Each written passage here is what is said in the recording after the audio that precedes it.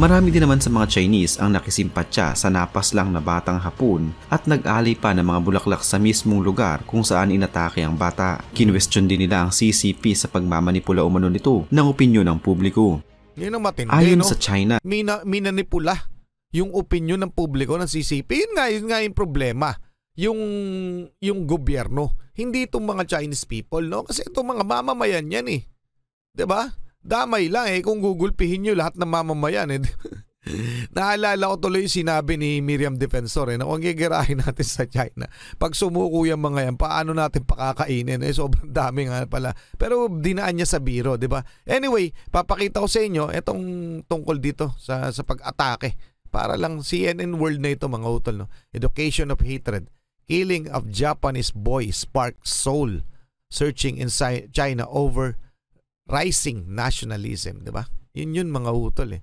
So, nagkakaroon na ng problema yung mga may tama yun sa pag-uutak mga utol, pero the killing of a Japanese schoolboy in China has sparked an outpouring of anger and soul searching over the rise of extreme nationalism in the country, with some accusing the government of panning anti-Japan sentiment and even the education of hatred. So, yung mismong mga Chinese people kinukundi na nila yung gobyerno nila, no? Dahil pinagtakpan nga ng CCP nung Communist Party ng China, tapos nag-e-educate ng hatred.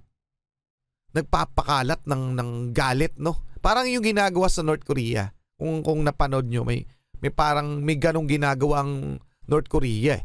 Yung mga pinapalabas nila sa ads kung gaano kasama ang Amerika. Mga karunungan, kaalaman, teorya, kasaysayan, hiwaga at mga bagong tuklas. Alamin natin. Ito naman pag-uusapan natin ngayon mga utol ay mula kay Kasaysayang Pinoy. Ayan, no? Karma, mga batang Hapon sa China, inatake na din.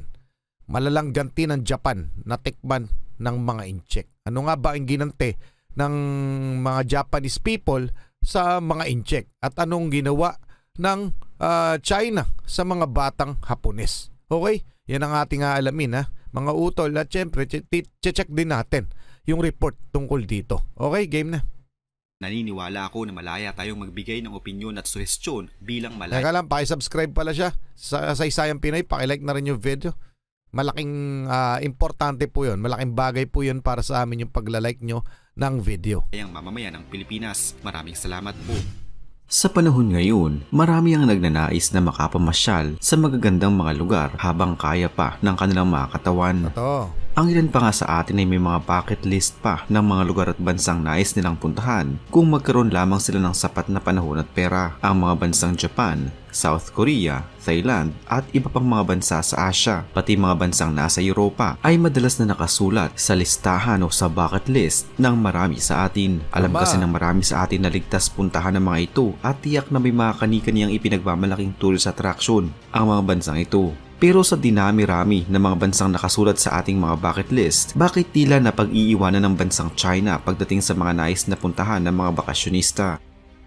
Sa 10 mga bansang nais puntahan ng tao para pasyalan ay madalas hindi nababanggit ang bansang China. Lalo na siguro para sa mga Pinoy at mas tila nagkaroon pa ng mas madalang takot ang ibang mga turista na magpunta sa China dahil sa mga hindi kanais-nais na nararanasan ng mga foreigner na bumibisita sa naturang bansa. Pero ako, personally, gusto ko, napunta na ako ng China ilang beses na, pero hindi ko pa syempre, ang laki-laki ng China, ang dami kong hindi napuntahan, pero marami akong gustong puntahan sa kanila, yung mga templo nila, tsaka rich in culture sila eh. Mahilig ako sa ganung lugar. So, isa rin to sa mga gusto ko pa rin puntahan, yung Forbidden City nila, di ba? Yung parang ganun. Marami sa China. Marami sa China ng tourist spot na pwedeng puntahan. Great Wall, hindi pa ako nakakapunta ron. Sino ba naman ang hindi gusto pumunta ron? Pero dahil nga sa conflict natin with China, syempre hindi natin priority sa ngayon. Ako Europe kung sakali, 'di ba mga utol? So, pero yung bansang China marami talagang pwedeng mga tourist spot na pwede natin puntahan doon. Kaya lang, dahil siguro Pinoy tayo at saka may problema tayo ngayon with China, hindi natin nilalagay yan sa ating mga listahan. Okay, tuloy muna natin. Sa ngayon, kahit ang bansang Japan na kapitbahay lamang ng China ay tila gusto ng isumpa ang China dahil sa kabi-kabilang mga bangungot na nararanasan ng mga Hapon sa China. Nako po. Sa ngayon kasi, maging ang mga batang Hapon sa China ay inaatake na din. Noong 18 ng Setyembre, isang batang Hapon na papasok sa kanyang paaralan ang nakaranas ng pangbubugbog matapos siyang atakihin ng isang Chinese habang ito ay papasok sa kanyang eskwelahan. Isang lalaking Chinese na may edad 44 ang umatake sa bata sa harap mismo ng kanyang ina. Dahil sa lala ng pag-atake sa bata, agad itong isinugod sa pinakamalapit na ospital subalit binawian din ito ng buhay noong dakong 1:00 na ng umaga noong sumunod na araw. Ito ay dahil sa malalang pinsalang tinamo niya matapos siyang atakihin. Ang balitang ito ay talaga namang dumagundong sa buong mundo at ikinabahala ng Japanese community sa China. Grabe. Naging makasaysayang balita din ito sa bansang Japan. Noong ding nakaraang Hunyo lamang, isang mag-inang Hapon ang naghihintay lamang ng school bus nang ang isang lalaking Chinese na may kutsilyo ang bigla na lamang silang inatake. Sinundan pa niya ang mag-ina hanggang sa loob ng bus para ituloy ang kanyang maitim na balak. Mabuti na lamang ay napigilan ng ibang mga pasahero ang lalaki subalit gayunpaman ay nagtamo na ng sugat ang mag-ina. Pero matindi nun mga utal yung batang inatake, no? So nabasa ko yun, no? Kamakailan lamang. Mamaya ipapakita ko sa inyo yung report tungkol dun. Kasi may mga tao talaga na parang may kulang sa pag-iisip na parang nangyayari yan all over the world. Hindi lamang naman sa China, sa Japan pero sa Amerika mas madalas mangyayari yan. Pag may kaaway na bansa, 'di ba? Yung iba, tayo nga buti nga tayo mga Pinoy 'di ba? Tayong mga Pinoy. Hindi natin yung ginagawa sa mga Chinese people dito dahil mas malalawak tayo. Kumbaga, hindi tayo basta-basta kaaway namin yung bansa nyo, dapat ginugulpi kayo dito. Parang ganon, di ba? Nangyayari yan all over the world. Napapanood natin yan sa mga balita. Ayun nga, siste, kaya rin kapag ako'y gumagawa ng reaction video at nagko-komentaryo, kahit nabibwisit ako sa Chinese government, sa ginagawa sa atin ng bansang China, hindi ko dinadamay yung mga Chinese people. Kasi wala rin naman silang alam. Okay? So ganon din yun. Yung case dito. Yung mga Japanese people na nasa China, wala rin naman yung kinalaman doon sa kung ano pa mang conflict meron ang kanilang mga bansa. 'Di ba? Buti sana kung yun yung leader. Tayo siguro yung leader, 'di ba? Pero mahirap. Well, anyway, sinasabi ko lang na tayo hindi natin na naatake yung mga Chinese. Napakarami Chinese dito sa Pilipinas, pero hindi naman kasi sila yung may kinalaman doon 'di ba? Yung government ang nagpapatakbo nun, ang nagdi-decide ng mga bagay na yun kung bakit tayo may conflict. So, etong mga to, inosente, basically. Okay, tuloy na muna natin mga utol. Marami din naman sa mga Chinese ang nakisimpatya sa napas lang na batang Hapon at nag-alay pa ng mga bulaklak sa mismong lugar kung saan inatake ang bata. Kinwestiyon din nila ang CCP sa pagmamanipula umano nito ng opinyon ng publiko. Yun ang matindi, ayon no? Sa China, minanipula yung opinyon ng publiko ng CCP. Yun nga yung problema. Yung gobyerno, hindi itong mga Chinese people, no? Kasi itong mga mamamayan yan 'di ba? Damay lang kung gugulpihin niyo lahat ng mamamayan Naalala ko tuloy yung sinabi ni Miriam Defensor na kung gigirahin natin sa China, pag sumuko yung mga yan, paano natin pakakainin? Sobrang dami nga pala. Pero dinaan niya sa biro, 'di ba? Anyway, papakita ko sa inyo itong tungkol dito sa pag-atake. Para lang CNN World na ito mga utol, no? Education of hatred.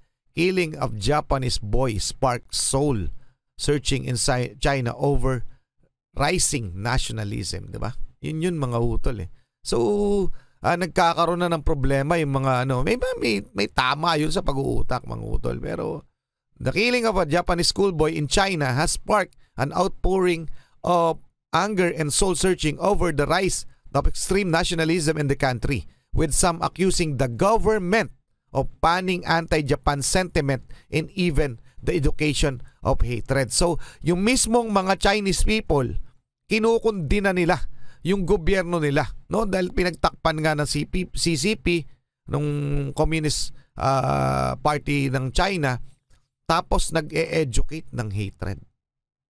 Nagpapakalat ng galit, no? Parang yung ginagawa sa North Korea. Kung napanood nyo, may parang may ganong ginagawang North Korea mga pinapalabas nila sa ads kung gaano kasama ang Amerika.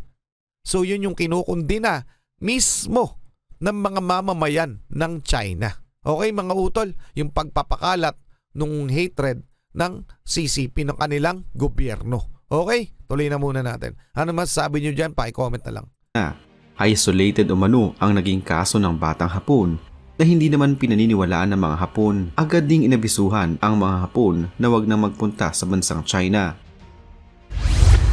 Bilang paghihiganti ng Land of the Rising Sun, malalaking mga kumpanya mula sa kanila ang nagsiatras sa mga deal nila sa China. Ang malaking kumpanya na Panasonic na mula sa bansang Japan, sinabihan ng kanilang mga empleyado na magsiuwi na kasama ang kanilang pamilya at iwanan na ang bansang China. Sinagot na din ng Panasonic ang mga gagastusin ng mga empleyado na uuwi sa bansang Japan. Bukod sa Panasonic, madami ding mga Japanese company ngayon ang nagtatanong kung paano ba nila i-withdraw ang kanilang kumpanya sa China at paano nila i-lay off ang kanilang mga empleyado. Bago pala ito, ang Panasonic noong nakaraang taon pa lamang ay nagbabadya ng magsara ng ilan na mga factory sa China, pero mas napaaga ang pagsasara ng ilan dahil na din sa mga nangyayaring insidente. Baka lumala Bilang paghahanda ng Panasonic, unti-unti na nila ngayong ipinapadala sa kanilang bansa ang marami nilang mga air conditioning units at mga compressors, habang maraming factory na ng baterya ng Panasonic ang isinara na din sa China. Pero matapos lamang ilang araw nang i-anunsyo ito ng Panasonic, isa na namang insidente ng pag-atake sa isang batang Hapon sa China ang nangyari. Isa na namang mag-inang Hapon ang inatake at isinakripisyo ng ina ang kanyang buhay. Mapigilan lamang ang umatake at mailigtas ang buhay ng kanyang anak. Kaya madami talagang naniniwala na ang kasong ito ay hindi isolated. Grabe naman mga utol, no? May mga sapak sa utak yung mga gumagawa ng ganyan, no? Wala namang kinalaman yan, Inosente, wala yung kinalaman sa conflict ng kanilang mga bansa. Mga tulongges, di ba? Ganon din yung sa US, di ba? Yung inaatake yung Asian people. Huwag nyo, di ba? Ano ba naman? You're more than that, di ba? Tayo mga Pinoy, huwag natin atakihin yung mga Chinese people na walang ginagawa sa atin. Pero syempre, pag may ginawa sa atin, dun lang. Pero kung wala, dahil may conflict lang yung bansa natin, damay sila. Hindi po ganun, no? Hindi po tayo ganun katulongges, di ba? Okay, tuloy na muna natin. Pero matapos ito, muli na namang nagpabango ang China para sa Japan. Noong 20 ng Setyembre, matapos atakihin ang namatay na batang Hapon, napapasok pa lamang sa kanyang eskwelahan, bigla na lamang binawi ng China ang pagban nila sa mga Japanese seafood. Ayon kasi sa China, hindi umano safe ang pagkain sa seafood na mula sa karagatang bahagi ng Japan na kung saan dumadali doon ang water waste mula sa planta sa Fukushima. Pero kung totoo man ito, dapat ay nagkakasakit na ngayon ang mga Hapon dahil hindi naman nabawasan ang pagkain ng seafood nila mula sa bahaging iyon ng karagatan. Ngayon ay bumalik tayo sa batang estudyante na napas lang. Maraming mga Chinese ang nagbigay ng simpatya at humingi ng tawad sa tapat mismo ng pinangyarihan ng insidente habang may dalang mga bulaklak. Subalit marami pala sa mga videos at pictures na may kaugnayan sa kasong ito ay pinabura ng CCP sa internet. Pinipilit nilang i-isolate ang kasong ito pero mahalata naman na mayroon silang itinatagong ayaw nilang ipaalam sa publiko. Ayon sa ilang eksperto, ang mga kasong ito ay hindi isolated at kasama pa din sa plano ng CCP sa pagbe-brainwash nila sa kanilang mga sariling mamayan tungkol sa mga Hapon. Ayun, yan ang talagang ginagawa ng gobyerno ng China. Bini-brainwash nila ang kanilang mga mamamayan. Yun po talaga. Kung bakit sila naglalabas ng mga statement, madalas 'di ba pag naglabas sila ng statement, sinisiraan nila ang iba't ibang bansa.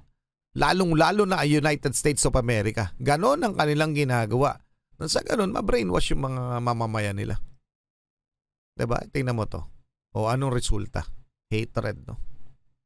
Anong masasabi nyo dyan mga utol? Ganong kalala yung kanilang gobyerno.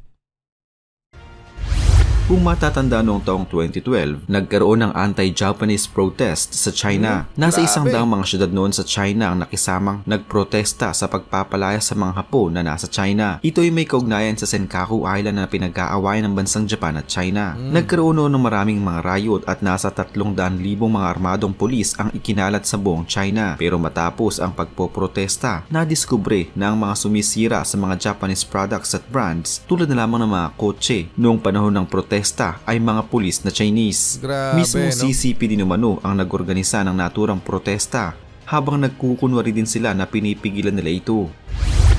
Ang Senkaku Island ay parte ng Japan na kontrolado nito noon pang taong 1895. Ang islang ito ay pag-aari ng mga pribadong Hapones sa loob ng 120 taon. Nagsimula itong angkinin ng China noon pang 1970s. Mas lalong tumaas ang tensyon noong taong 2012 nang bilhin ng gobyerno ng Japan ang 3 sa pinagagawang mga isla mula sa pribadong pagmamay-ari ng mga ito. Ang islang ito ay maaaring malaki ang maging tulong sa ekonomiya ng bansa. Mayaman kasi ito sa mga yamang dagat at malaki ang potensyal ng pagkakaroon ng langis at natural gas reservoir. Parehong pasok sa EEZ o Exclusive Economic Zone ng 200 nautical miles ng Japan at China. Subalit nag-overlap ang sukat na ito dahil ang dagat na naghihiwalay sa pagitan ng China at Japan ay 360 nautical miles lamang. Noong Abril 2014, isiniwalat ni Barack Obama na ang naturang pinagagawang teritoryo ay nasa ilalim ng US-Japan Security Treaty.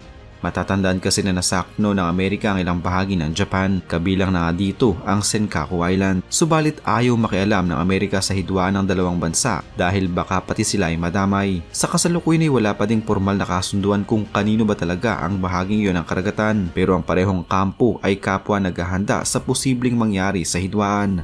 Pero yun talaga, yung pinagtatalunan nila, yung Senkaku Island, at hindi dyan makaporma ang China, mga utol. Pero yung ginagawa ng nung ilang Chinese people, huwag nating bintang sa lahat. Pero 'di ba, yung may pwedeng yun ay utos na rin ng kanilang gobyerno, pero yun ay dulot ng ginagawa ng kanilang gobyerno na pagpapakalat ng mga false information. Ang tunay na dahilan kung bakit inaatake ang mga Hapon sa bansang Japan ay mula pa din sa CCP. Ang unang pag-atake ay nagsilbing warning para sa Japan dahil sa pagtatangka nilang iatras ang malalaking kumpanya mula sa kanila, habang ang mga sumunod pang pag-atake ay dahil sa tila tinototoo ng Japan ang kanilang sinabi na i-withdraw na ng Panasonic ang kanilang kumpanya sa China. Kaya naman sa ngayon, marami ang natatakot na ngayong unti-unti nang naglilipat ang Panasonic at umalis na sa China, ay baka mas dumalas ang mga insidente sa pag-atake ng mga Hapon sa China. Hanggat umano hindi umaalis ang Panasonic sa China, hindi din titigil ang CCP sa pag-atake sa mga Hapon sa kanilang bansa. Pero kahit ano pa man ang gawin ng China, desidido na ang Panasonic sa pag-alis nila sa China. Kailangan lamang nila itong gawin ng dahan-dahan at maayos. Isa pa sa dahilan kahit noon pa man ng mga kumpanyang Hapon kung bakit nagsisialis sila sa China ay dahil sa lumalalang kalagayan ng ekonomiya ng China. Hindi na kasi sila nakakagarantiya na pareho pa din ang magiging interes ng mga consumer sa China sa mga produkto ng Japan dahil na nga sa lumalala na ang kahirapan ng bansa. Pero totoo mga utol, kung sakali na gagawa ng economic sanction, kasi malawak talaga ang impluwensya rin ng China pagdating sa komersyo. So tayo talagang isa rin sa pinakamalakas nating trading partner yan mga utol, yan China, kaya hindi rin natin matabla basta-basta. Anyway, kung yan economic sanction gagawa ng United Nations, babagsak talaga ang bansa na ito. Talagang lulubog. Okay mga utol, so anong masasabi nyo dyan? Pa-comment na lang mga utol, hanggang doon lang muna. Maraming salamat kay Kasaysayang Pinoy. Maraming salamat sa inyo. Muli ako sa Target Achilles, in behalf of the Real Soundpipe Production. Okay, nagpapasalamat sa wala sawa nyo pagsuporta. Kayo mag-iingat, keep safe, God bless. Saludo sa inyong lahat. Huwag nyo kakalimutang magkomento.